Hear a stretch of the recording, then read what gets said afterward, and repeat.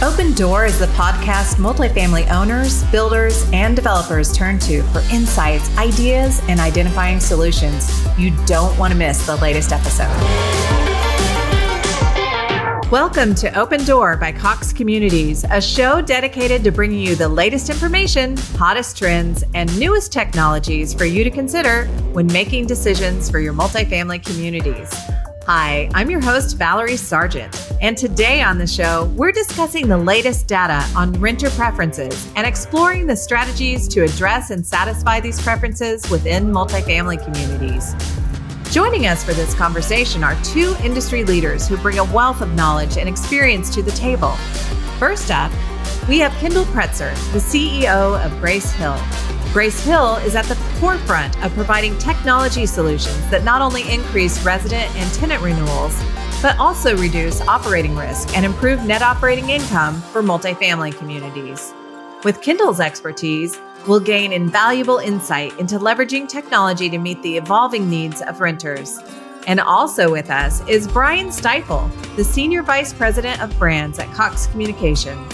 With Cox's extensive experience in providing communication and connectivity solutions, Brian brings a unique perspective on how digital amenities and enhancing connectivity can improve the resident experience in multifamily communities.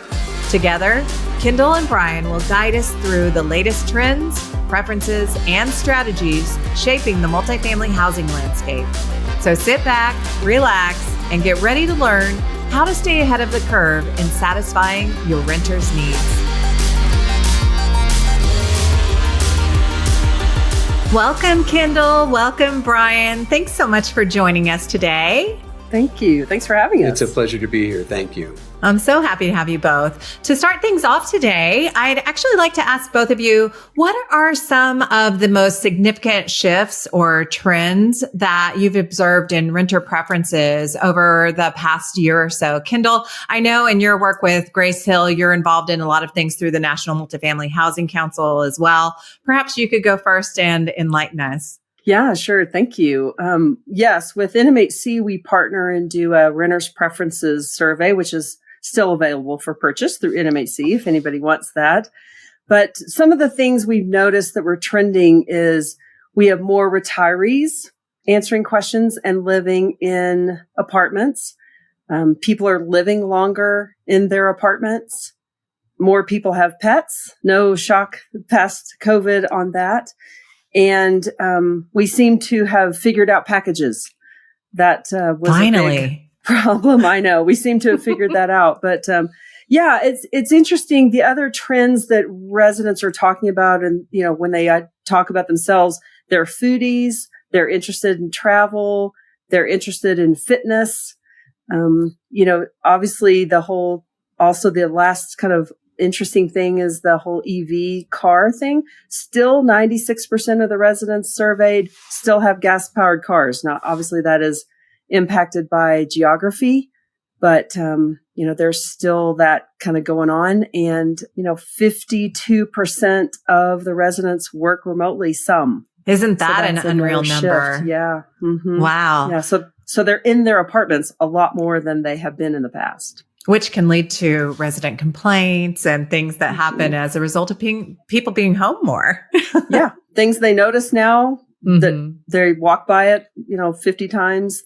Now they notice. Brian, what about you? What have you seen with regard to shifts and trends that you've seen with regard to renter preferences? Yeah, our data is very consistent with what Kendall was describing. Now, when we do research, we frequently do it through the lens of technology and connectivity. We're always interested to understand how people are using technology, what their unmet needs are, what they wish for next. And over the years, a lot of it has been focused on the future. It's been about what's the next whiz-bang thing that they can be an early adopter of, whether that is internet speed or the various Internet of Things gadgetry that you could attach on top of a network. And what has been interesting for us, particularly this past year, is how much people are focused on much more basic quality of life issues. So as Kendall said, people are spending a lot more time in their unit. So of course, they're deeply concerned about their internet connectivity and it functioning as it should. But well beyond that, the things that we're hearing next are things that relate to a quality of living itself. The thing that comes to the top of the list is maintenance, is making sure that the property is upkeep is good, that their unit's upkeep is good. When they have a problem, wanting to be able to get it fixed. As Kendall said, they're home a lot more. They're dependent on their unit a lot more for more different segments of their day. And they're far more aware of when the unit or when the property, more broadly, isn't living up to that set of needs and expectations. So, Brian, with regard to the major trends that we're seeing, do these preferences vary at all amongst the demographics, like age groups or income brackets? Yeah, I think for sure, in general, younger generations are always more tech forward than older. And so they're thinking more about what's next. They're also more comfortable with what's next. So, for example, the older folks are still more likely to say, I want somebody physically present at the property. When I want to walk in the office, I want to be able to go and see them. A younger person says, why don't they have a portal where I can go and message them and then they can message me back and it can be at my convenience and I don't ever have to see anybody or be physically present with anybody. That's right. Probably the most notable difference that I see. And are there regional differences in the renter preferences that owners and managers should be aware of? I think the only things we're seeing is the gas powered cars versus EV. And, certainly in California, people are more paying attention to that and the charging stations because of that. You're hearing about it all over, of course, but that's the only thing that comes to mind. That's besides obvious, air conditioning you don't need in certain places, blah, blah, blah. So, Kendall, I'm wondering, do amenities factor into the renters' decision-making processes in a big way? Like, how do they do that? And which amenities do you see that are currently in high demand? Yeah, I think the interesting thing that at least our survey showed was that location, size of the apartment, features, and then price, and then sometimes community management team are still the three big things: location, size, and then, price, that sort of thing.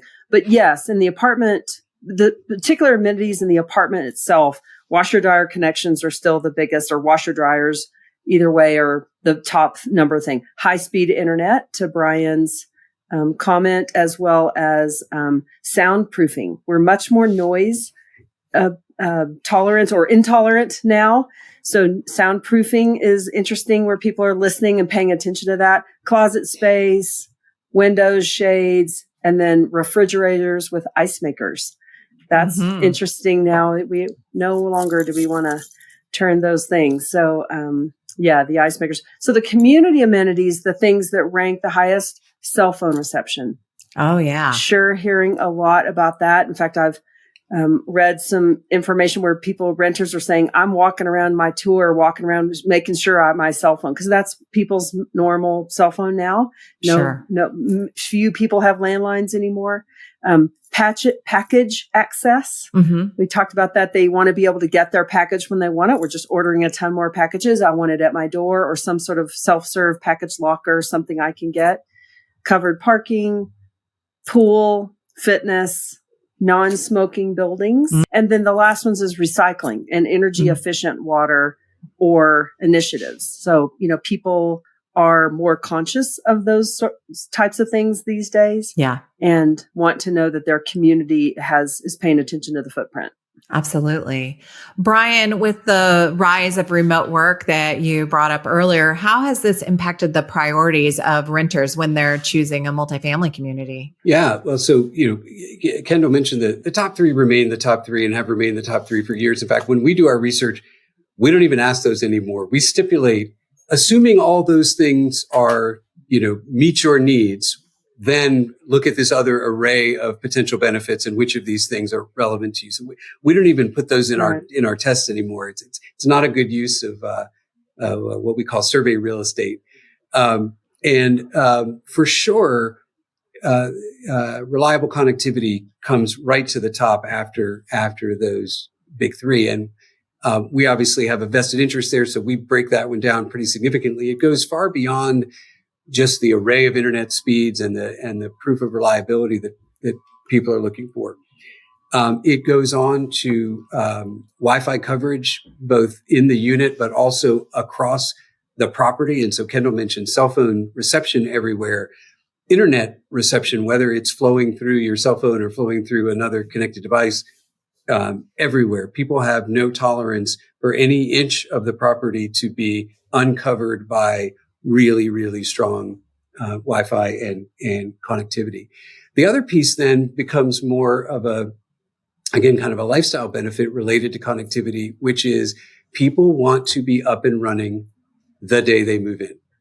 And not losing that connectivity even for a second, whether that's because they have to work, whether it's because they need to keep kids entertained, whether it's because they're trying to accomplish tasks while they're doing it.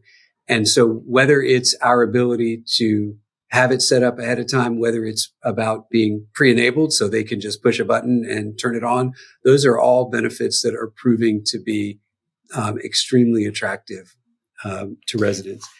The other thing that comes up then beyond connectivity is things that sit on top of that network that are of greatest value. So certain kinds of connected devices have started to become more expectations than they are luxuries. And I would say the doorbell camera has risen to the top of our list as the things that people are really looking for. And the reason in particular that one rises to the top is that is the most relevant and tangible representation of creating a feeling of safety and security for the residents. So there was a while there where perhaps monitored security was more of a thing. Did it have an alarm system and all that? And for residents, it has become less about that sort of safety and more I don't want to open the door without knowing who's out there, or the role that the doorbell camera plays in package security, which becomes the other.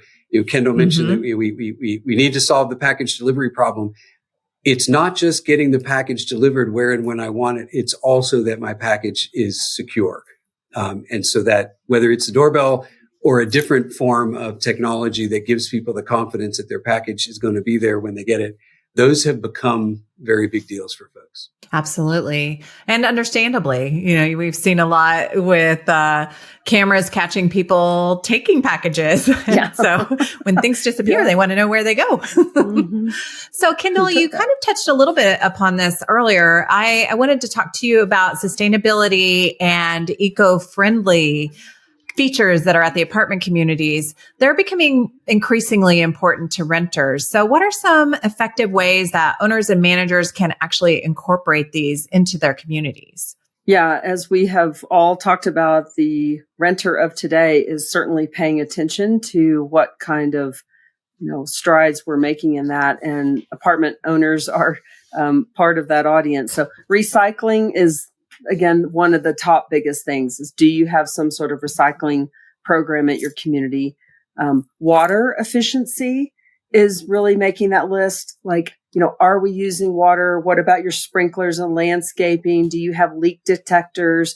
Lots of conversations and comments and complaints when the sprinkler head is missing and you've got it running down the sidewalk. Lots of people are very upset about wasting water. And so all the water saving fixtures are another option, low flow toilets, the things that shut off automatically, lighting, LED and efficient lighting in the units, efficiency star rated appliances. Those have made a huge impact, update in the last, 5-10 years about, using more electricity. And certainly people are paying for their own electricity, so they want that. Windows, whether or not your windows are efficient. And then the other things that I'm thinking that apartment communities that we've noted in the survey is composting areas. If I want to compost, what do I do with this? Is there a place for me to do that in the community? The other thing is a resident only car sharing. So not as many people are having to drive to work anymore. they're walking or they're working remotely. And so is car sharing resident only an option? That's one thing that came up. And then the last one is a vegetable garden. So are there places around, not only can you grow vegetables, even if you donated them, it's a sense of community, it's good for the environment, it's good for the soil. And so that's another option that, again, comes up on the survey. It's interesting, with people spending more and more time at home, they want things that make them feel comfortable and that they love to do there. So it's interesting that that's coming up now after the transition. So Brian, a lot of this actually can tie into connectivity with regard to some of those things that she was talking about with regard to managed Wi-Fi and things like that. So how do the technological advancements such as smart home features actually influence their preferences? And what are some innovative ways that people can integrate this into multifamily housing? As Kendall was rattling off all the signaling devices to the resident that the property takes sustainability and conservation seriously, the way that plays itself out in smart home technology starts with a smart thermostat. Right after the doorbell cam, the next most attractive piece of technology that you could offer to a resident is a smart thermostat. It gives the resident the feeling of control, that they can manage their electricity. It gives them the sense that it's going to help them be more sustainably conscious. The interesting thing, we study sustainability a lot at Cox. We're actually a zero waste to landfill company. We take very seriously across all of our businesses finding ways to save. So we think about this all the time. We study this all the time.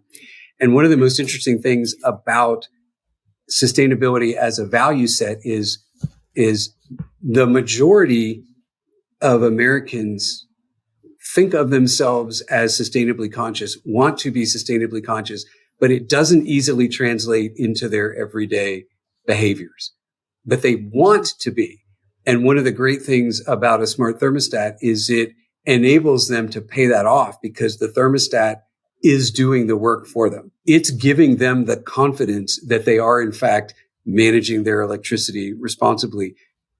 But it's a set it and forget it. They don't have to actually execute on that behavior every day, right? It's the same thing with smart lighting, which doesn't quite come up as high on the list, but is very much on the list of things that people care about. Lights that'll turn themselves off when they don't detect any motion, for example, and for sure having LED lighting that is much more energy efficient. Those are all ways that people feel like the technology is doing the work for them. They get to check the box and take credit, for this sustainability value, but they don't really have to change their own personal behavior or their lifestyle to do it. Right. And they can just open an app if they left town and they're like, oh my gosh, I forgot to change my thermostat before I left. And they can easily do that. And so it makes it far more convenient. 100%. That's exactly right. So Kendall, in terms of community atmosphere and appearance, what are the renters looking for? How can owners and managers actually foster a sense of community within their properties? I thought that garden was a great idea. What else are they doing that can actually draw people in and kind of create that? Yeah. I'd say my biggest piece of advice for the apartment communities would be make the most of what you have. So, you may not be able to go do something amazing, but make the most of what you have. Do the most you can with your landscaping, let it, or your gardens, or your walkways or your play areas, or your dog park areas. Make the most of that. Look at that from is this pleasing? Does this have grass? Grounding is such a big thing now. Everybody's talking about grounding. And so do you have grass that you could do these kinds of things? Do you have the poop bag stations for in your dog park areas? Is your landscaping clean and neat and that sort of thing? I used to work for a apartment owner. And one of the things she said, we may not have the fanciest apartments, but we can be clean.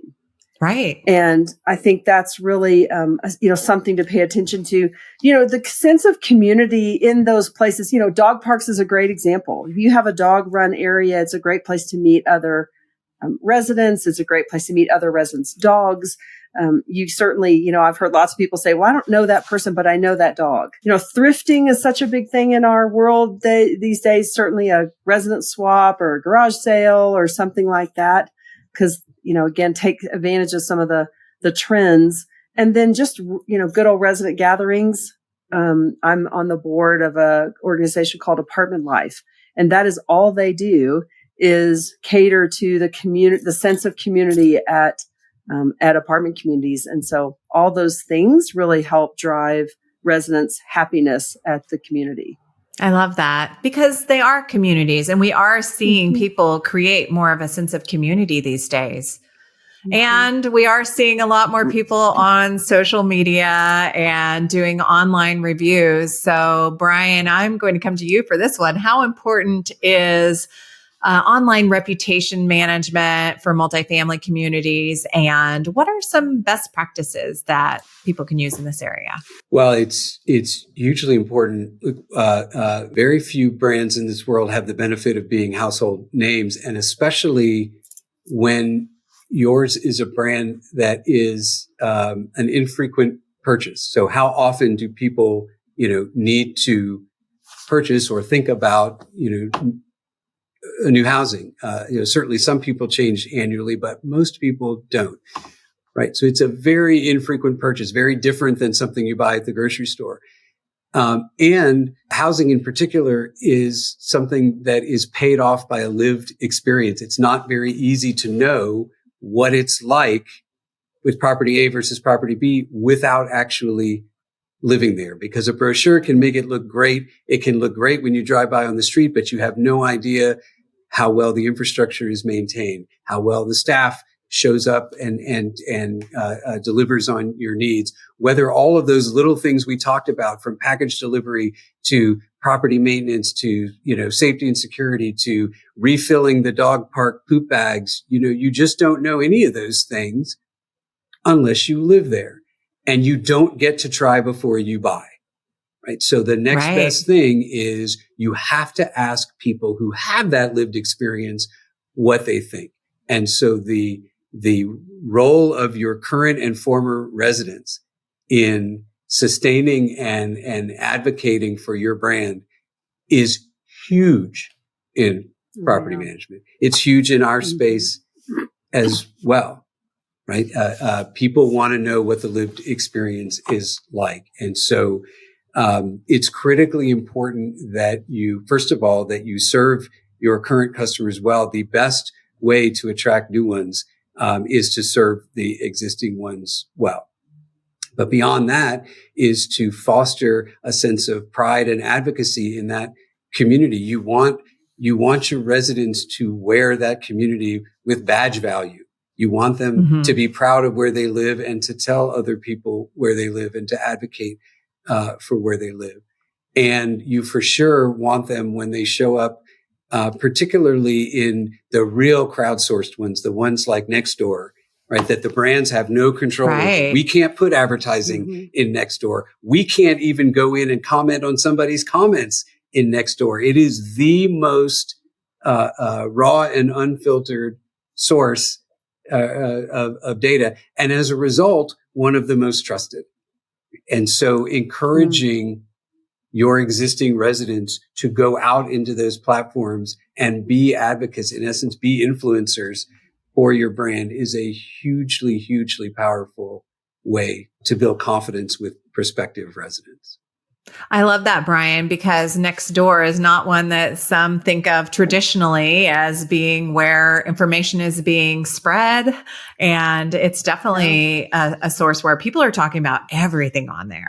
Right. And so you for sure, the other thing is, even though we can't publish there, we monitor the heck out of it. And it's so critically important that you as a property manager know what is being said about your brand out there in the world at all times. And if the narrative doesn't match your narrative, right, you've got a disconnect. Right? Something is going on operationally that's causing, your residents to tell a very different story than the one that your marketing team is telling.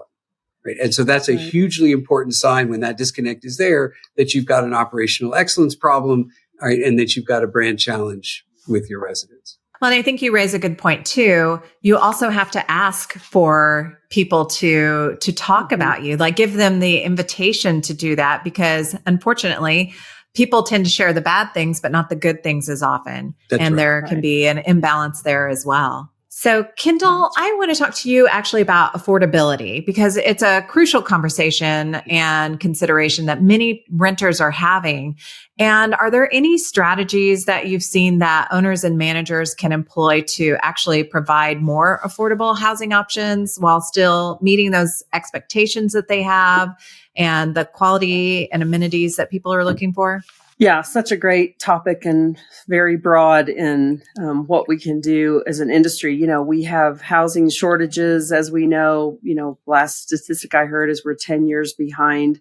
You know, NAA and NMHC are continue to remind government leaders and our city leaders to let us build more apartments, because that's part of what makes these options so unaffordable, is just lack of supply. Mm-hmm. And you know, people think they don't want apartments in their communities, but, you know, a well-maintained apartment by a reputable landlord is a asset to the community.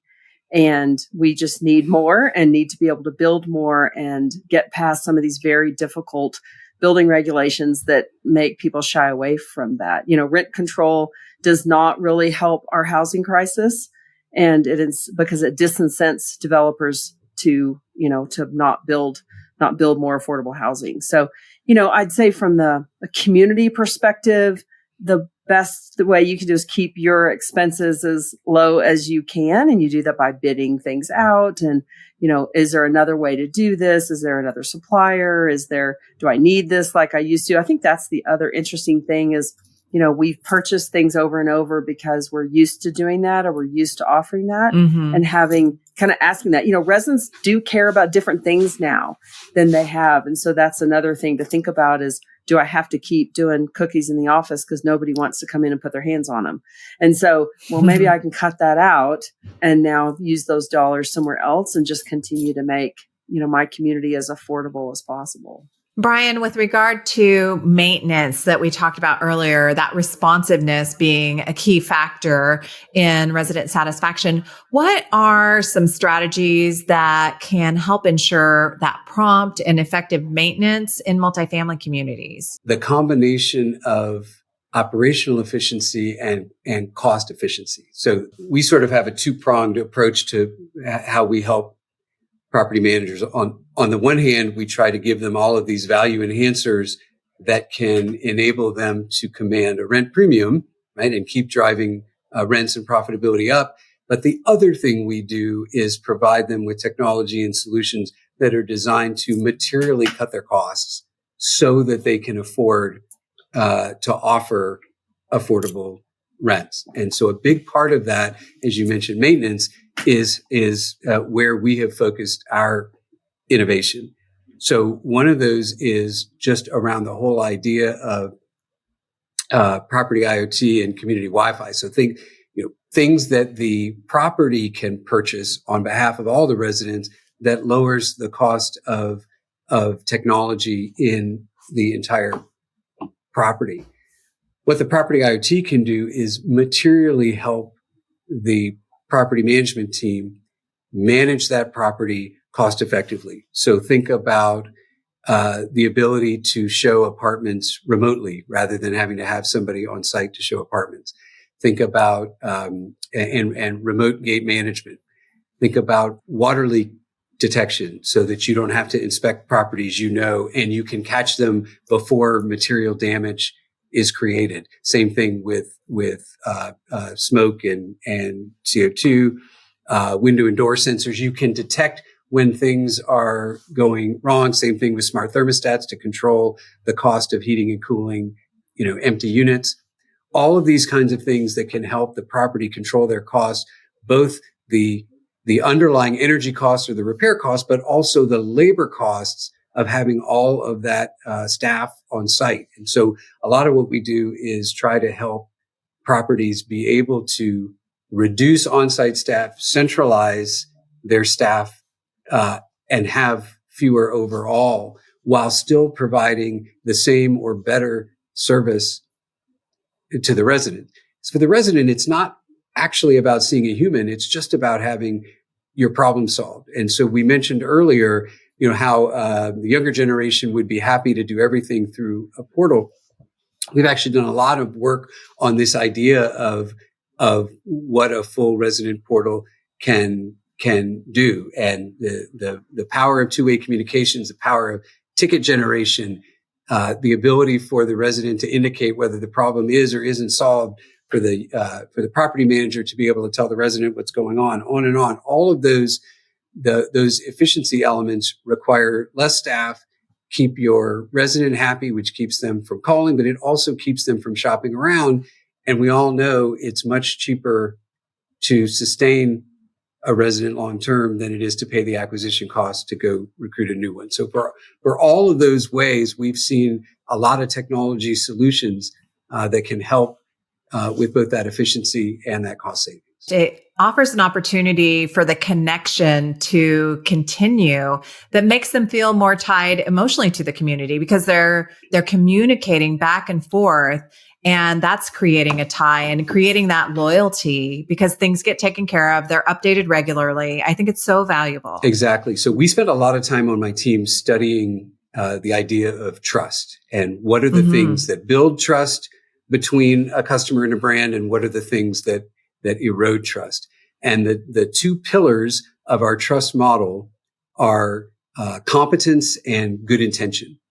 So the competence pillar is all about knowing what you're doing. It's all about knowledge. So when you think about the maintenance example we just gave, it's about understanding the property. It's when the gadget says, oh, there's a leak in, unit 12, to go to unit 12 and to solve the leak. And you send somebody there who's a competent plumber who can, solve the problem on the first try and get it done. And so competence is that. Competence is, you go back to the dog park management example. Competence is having somebody make sure that those amenities are always there and up to date. The good intention side is all about showing the customer, or in this case, the resident, that you are acting in their interest. So that's about saying, I know what's important to you, and I'm going to do the things that are important to you, whether that is anticipating your needs, whether that is making life more convenient, whether that is solving a problem for you, all the way down to whether that is making sure that there's no weeds in the grass because people want to walk past a property that looks well maintained. So competence and good intention combined are what produces that great long-term resident. Such valuable thoughts. And I was also thinking that with all of the smart tech that you mentioned, you're able to have preventative maintenance in a way that we weren't able to in the past. In the past, they had to go walk those units physically to even find out that there was maybe a problem. And a lot of people don't report things. Oh, it's just leaking just a little bit. Well, that little bit adds up to a lot of dollars over time when it's multiplied by a number of units. So I think that's all so helpful to consider for people. Kendall, you mentioned the dog park, and Brian kind of followed up on that. People obviously love their pets. So how do those pet amenities factor into the renter preferences? And what are some creative ways to actually cater to those pet owners and really attract them and retain them at our multifamily communities? Yeah. About a third, our survey showed about a third of our residents are pet owners now. And 60% of those 32% have dogs. And, I have a dog and a cat, and the challenge with the dog is the dog's got to go outside. And so again, thinking about with those particular residents, if I can take care of my dog easily there are poop bags there's some place for me to take my dog that's, pretty easy to get to. It's convenient. That's going to drive my happiness in the community.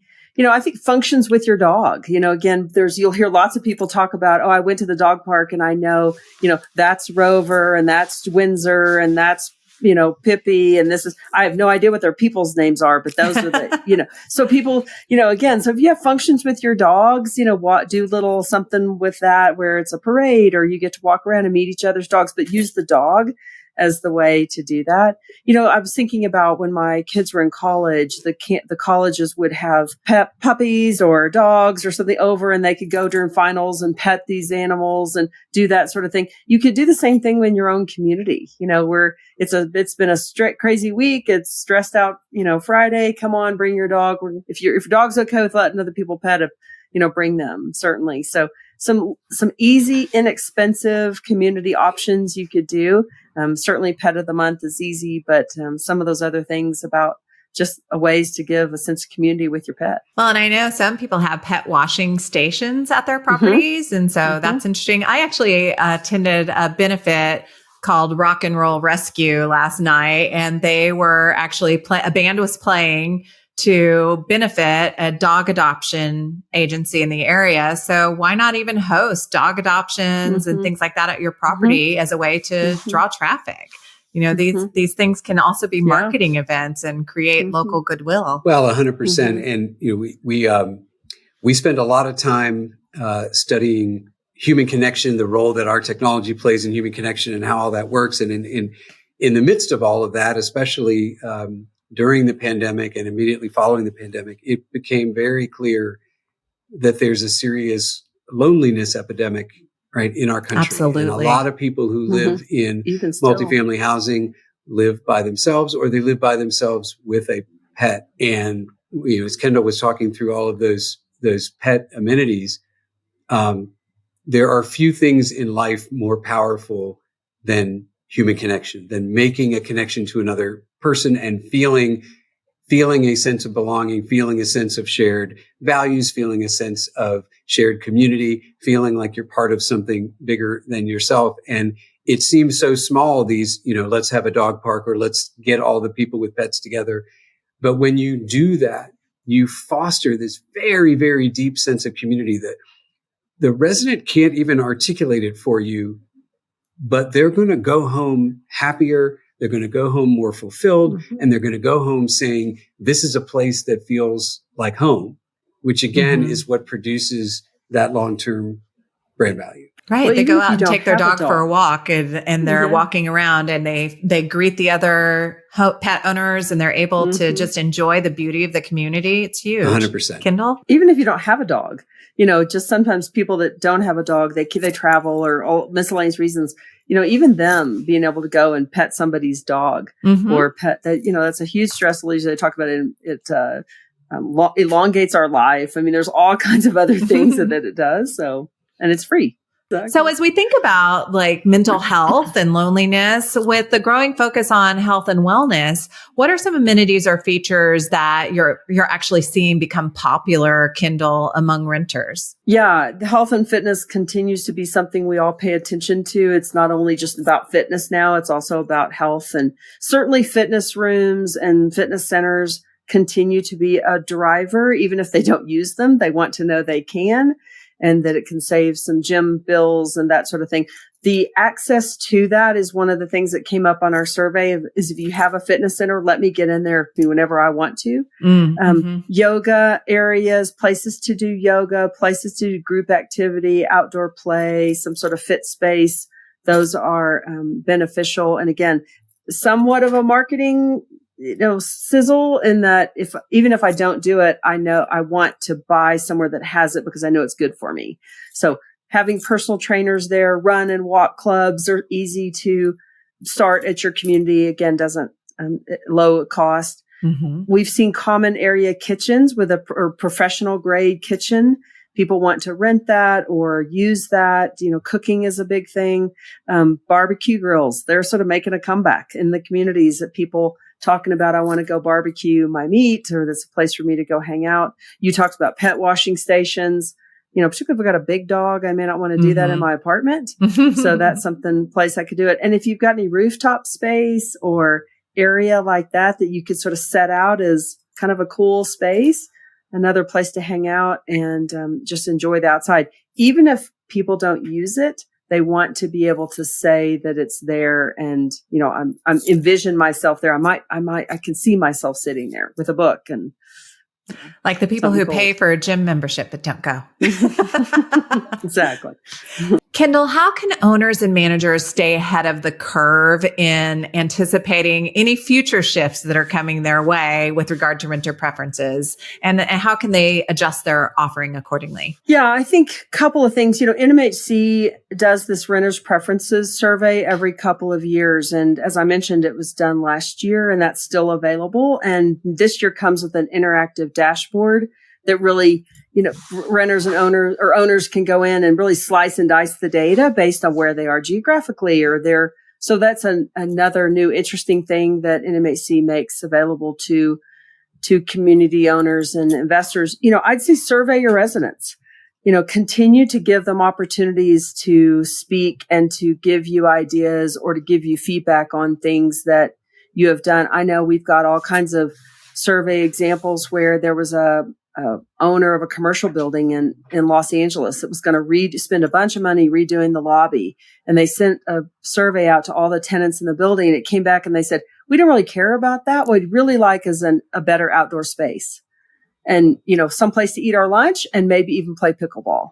Nice. And so they completely changed their investment of the lobby and, did a little bit upgrade to the lobby and then did this outdoor space. So surveying your residents and your tenants is just really a good way to keep on top of it. And I say, listen to activities people are doing in your life. Do you have space to do pickleball? Do you have space to do something? And what are people outside? What are they talking about? Are people talking about bowling or basketball or any of these other things that are, cooking? I mean, that's some good examples of how we have responded in the industry to just what's popular now. So I'd say if it's good for the residents, it's good for the community, then it's probably good for the residents and their longevity. And repurposing space that you're not really using or is not being utilized, you can turn it into something that becomes really popular or appreciated. Yeah, exactly. So we're coming to the end of our time here together. As much as I hate that, I would like to wrap things up today by giving you both an opportunity to leave the audience with a bit of parting advice. So what is the most important thing that you want them to take away from our conversation here today? And Brian, I'll start with you. Well, first of all, to all the listeners out there, thank you for listening. And we're happy to get to talk to you today. We are a technology company, and we are lovers of technology, but always with purpose, never technology for technology's sake. And I think the thing we would encourage all of you to do is don't get caught up in a sort of a space race or a Me Too approach and think that you have to adopt a particular piece of technology just because it's new or because it's whiz bang. It should always be with purpose. It should always be about solving a resident's problem, meeting an unmet need, or anticipating a need and getting out in front of it in a way that you can demonstrate that you're doing something in their interest. And on the property side itself, it should be in the service of meeting your business objectives as a property, whether that's about saving money or whether that's about being able to command greater rent. And so whenever we work with properties, it is always in a very consultative way. Let's understand what your residents' needs are. Let's understand what's in the portfolio, in the toolkit, and let's match the toolkit to those needs. It can be very expensive to start buying all different kinds of technology. You want to make sure you buy the stuff that has the best return on the investment and the best fit with your long-term strategy. Great words of wisdom. Thank you. And Kendall, what's the most important thing that you would like people to take away from today? Yeah, I'm going to go back to the beginning. A little bit of our conversation is that, residents are still selecting our apartment communities based on location, the apartment size, layout, community appearance, price. But a third of them layer in the community management and what they think and see and deduct from the online tour or the in-person. So it's still about you and how you're servicing your residents, whether you use, all the technology or some or none. And, they say 80% of the residents remain happy if their move-in experience was good. And then if you can't fix the maintenance issue on the first visit, Brian talked about that. If you can't fix it on the first visit, you have to communicate. Right. My mother used to say, you can miss curfew, and I'm a lot more understanding if I understand why you're missing it. And it's the same thing. If we can't fix it on the first one, then just tell me why. People are a lot more understanding.